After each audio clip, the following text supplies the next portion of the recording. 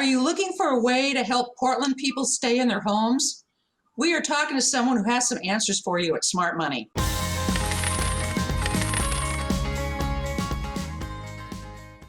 Hi, I'm Julia Anderson here at Smart Money with my co-host Pat Boyle, and we're talking with a really interesting guy today, Randall Wyatt, who's the founder and CEO of something called Take Ownership PDX. Is that right, Randall? Yes, it's Taking Ownership PDX. I knew I was going to do that. Taking ownership. It's more active.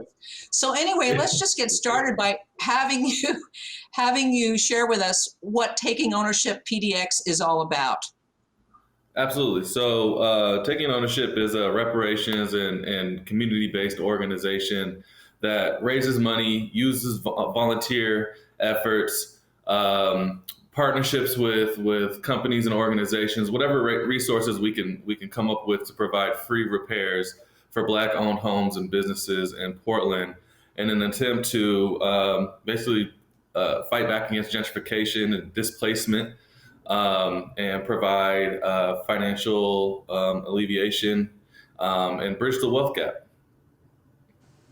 How steep of a learning curve was it for you, and what's the response been like, and how much have you raised so far? It's been a very steep learning curve. Especially because I don't come from the home improvement realm. I don't come from construction. I come from social work and mental health. So it's been really important that I've had a community around me. Luckily, I have good friends who are contractors in that realm. So far, we've raised, I don't know the exact number. At the year mark, we raised about $402,000. But at this point, we have to be upwards above 500,000 at this point. What's the response been? The response has been amazing, honestly, from all angles. I mean, we've had some people that don't agree with the culturally specific aspect, but those are typically people that are ignorant to the history of America and the economic and exclusion that the Black community has experienced, and the oppression as well, in society. But the response from the homeowners we help has been just amazing, like a tear-jerking type of responses. The community that donates to us, they think that the idea of this is amazing. It gives them an opportunity to truly participate and know that their donations are going towards a tangible cause, and we're going to get to work right away. We started working right when the first dollar hit our account. Well, let's talk about that. So just to reiterate, your goal basically is to keep people in their homes. And you do that by helping them do repair work. And I guess what I'm interested in is what kinds of requests are you getting, and how quickly can you get to the jobs that you're being asked to help with? Well, we get a lot of requests. Well, we decided, because we've been building the plane while we're flying, this thing blew up overnight. It really did. So we've been ever evolving, but so we decided to focus on weatherization and life safety issues. And then when we realized that within the population we're serving, there's a lot of senior citizens and single parents and people on fixed income, so we prioritize them.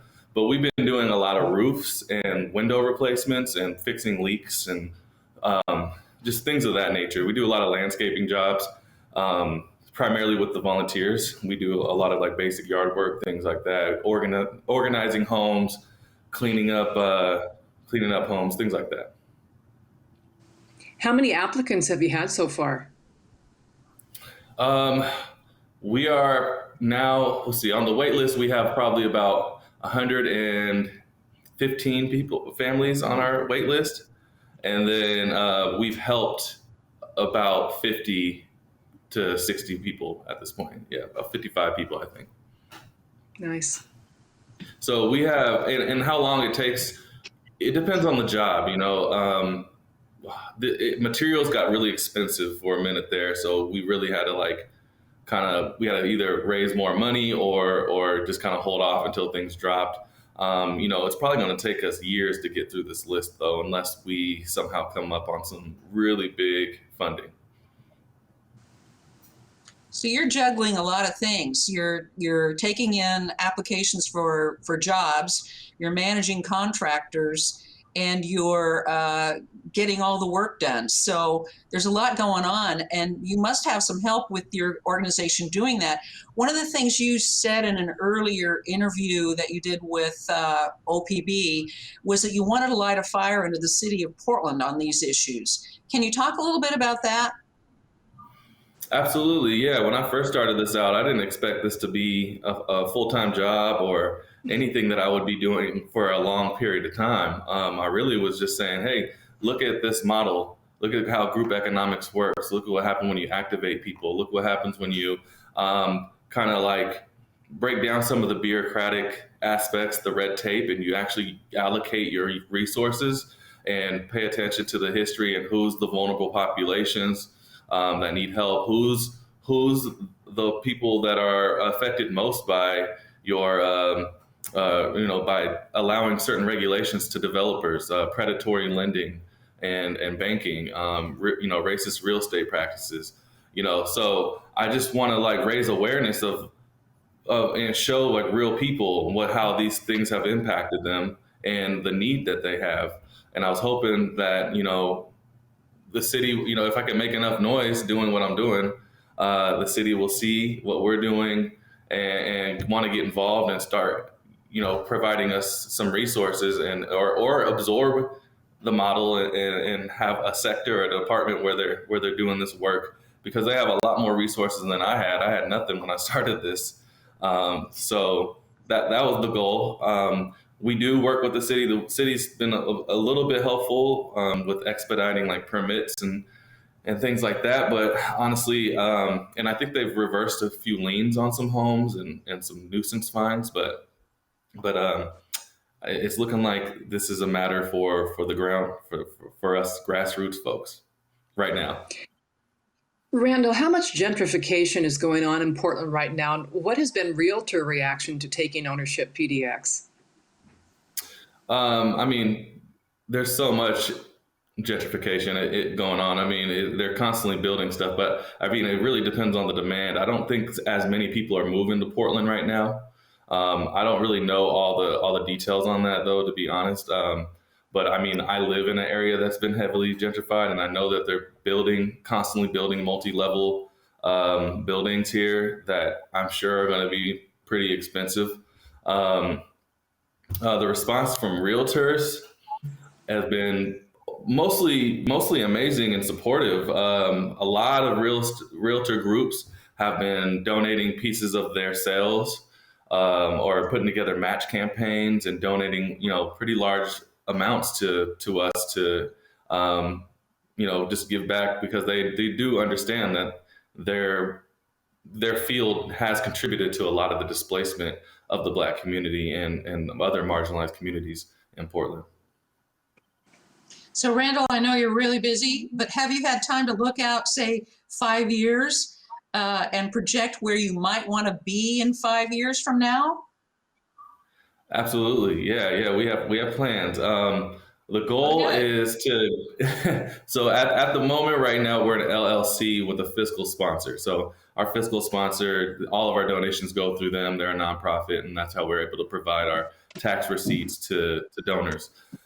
We do plan to get our own 501c3 entity, which will continue to do the philanthropic work that we're doing, but also turn the LLC segment into a construction company, because I now have so many connections in that realm, and I have quite a few contractors on my team now. So we want to do that to generate some income, some for-profit work, so we can pay salaries to all of our staff through that. Also generate some income for the nonprofit, and then maybe even create some homeowners, provide some down payments.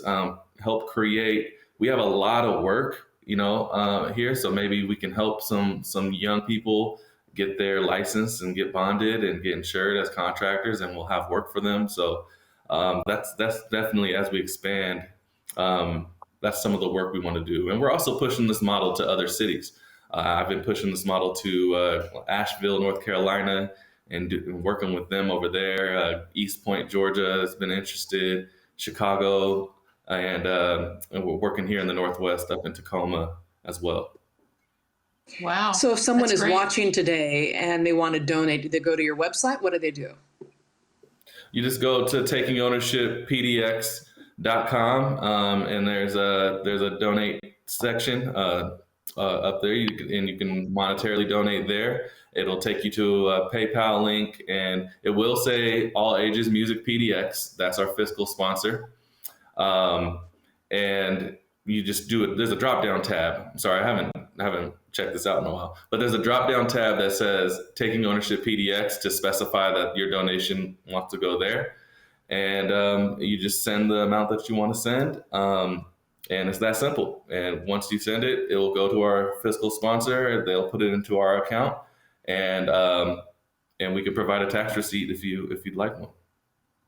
Great. What is the nonprofit that you want people to put money into that benefits you guys? What's your partner there? Yeah. So they are registered as All Ages Music PDX. They do business as Friends of Noise. They're also a Black-led nonprofit that provides musical opportunities for underserved communities and support a lot of events in Portland. Well, I think you've got a tiger by the tail here, Randall. But it sounds very promising, and it sounds like you're handling it really well. And so, again, we've been talking to Randall Wyatt at takingownershippdx.com, and he's working on a way to keep people in their homes who may need help paying a few of their repair bills, that sort of thing. And we wish you the very best, Randall. Thank you so much for being on Smart Money. Oh, it's my pleasure. Thank you for having me on here so I can share a little bit about this work. For more information, go to my website at 60andsingle.com.